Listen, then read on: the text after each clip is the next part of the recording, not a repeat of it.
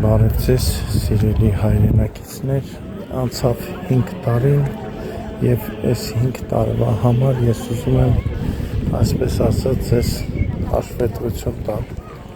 ինչ ենք արել, ինչ չենք արել,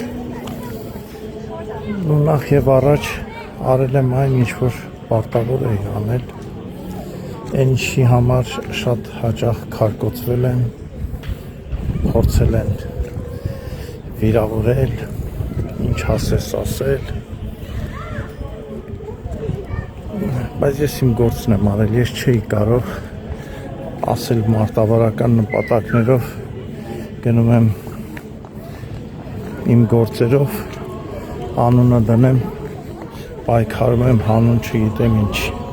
ես դա չէի կարող անել, ես չէի կարող ստել ձեզ, ես ամեն օր իմ գործով եմ զբաղվել,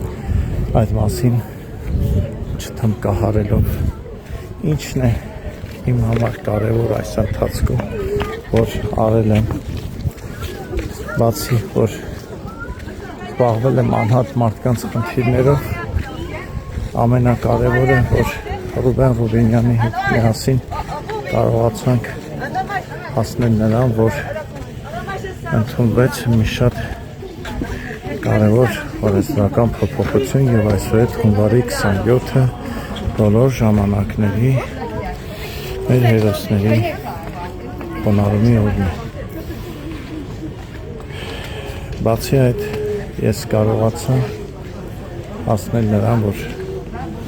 կառավարության հետ փոխհասկացողության եղավ և ընդունվեց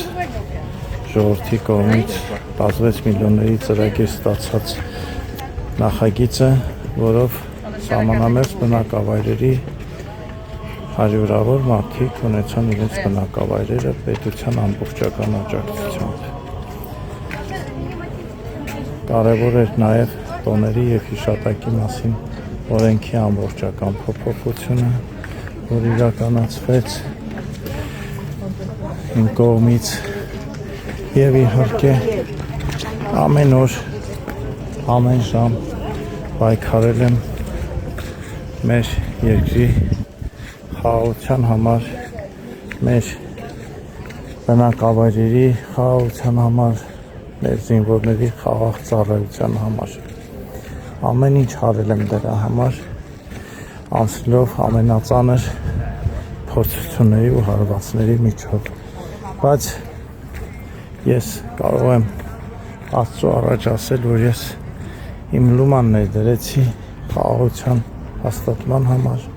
և ես կարողացա նպաստել, որ իմ գյուղը, Գիրանցը ոմանց համար չդառնա մանր խաղադրամ, որով կարող են ինչ-որ իմ գյուղի կործանման վրա ինչ-որ հաջողությունների հասնել։ Ով ինչ ուզում է հասկանա, մարդիկ մի օր կհասկանան, ով էլ չի հասկանում, թե ինչ էր սպասվում Գիրանցին և հարակից բնակավայրերին և ինչից մենք փրկեցինք մի քանի հոգի գիտի այդ մասին և ես այսօր ձեզ ասում եմ, որ եթե ինձ հարցնեն